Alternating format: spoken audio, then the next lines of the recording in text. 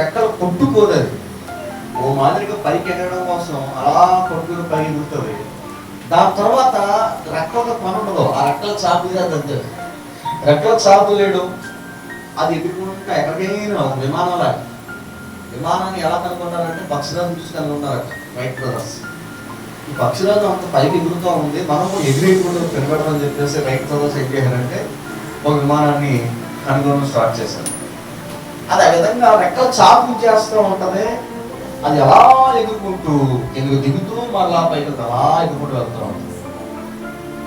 కొంతమంది పరిశోధకులు ఏమంటారంటే ఇంచుమించు 5,000 నుంచి 6,000 వరకు ఒక పక్షిరాజు ఎగురుతట, అంత ఎత్తు ఎగురుతట. 5,000 అడుగులు 6,000 అడుగులు ఎత్తు పక్షిరాజు ఎగురుతుందట.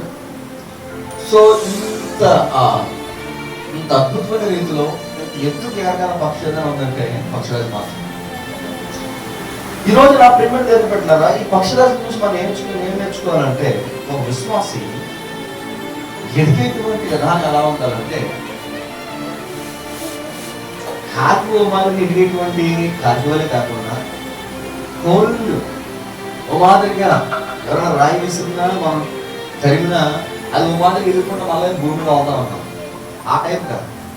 ఒక విశ్వాసం ఏ మాదిరిగా ఎగరాలంటే పక్షిరాజు వలె అంతంత పైకెత్తుకు ఒక విశ్వాసి ఎదగాలి.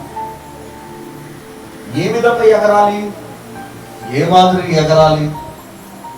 ఆధ్యాత్మికమైనటువంటి జీవితంలో, ఆత్మీయ వాతావరణంలో, పరిశుద్ధమైనటువంటి జీవితంలో, దేవుని కొరకు బ్రతక కోరేటువంటి విధానంలో ఒక విశ్వాసం ఎదిగితే అద్భుతమైన రీతిలో చాలా అద్భుతంగా ఉంటుంది.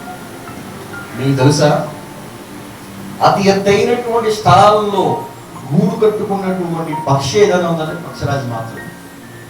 అతి ఎత్తైనటువంటి స్థలాల్లో ఏం చేస్తుందంటే గూడును కట్టుకుంటుంది. ఇది ఎక్కువ శాతం బ్రతకడానికి పైనే ఇష్టపడదు తప్ప అది కింద ఉండడానికి ఇష్టపడదు. మనం అలా చూస్తాం, అది ఎక్కడ వాడుతుంది. మనం కాస్త 10 అడుగులు ముందుకు వేసాం అనుకోండి, అది మళ్ళా ఎగిరిపోతూ ఉంటాం. దానికి ఉన్నటువంటి గొప్ప ఇంట్రెస్ట్ ఏంటంటే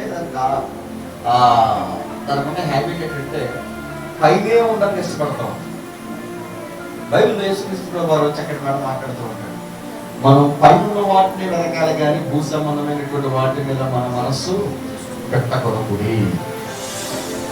పైన వాటిని వెనకాలి. పైన ఉన్నటువంటిది ఏంటో తెలుసా? దేవుని యొక్క రాజ్యం, పరలోక రాజ్యం. క్రైస్తవుడు దేనికోసం ఎక్కువ శాతం మోస్ట్లీ ఆశపడతాడంటే దేవునికి రాజ్యం కొరకు ఆశపడుతూ ఉంటాడు.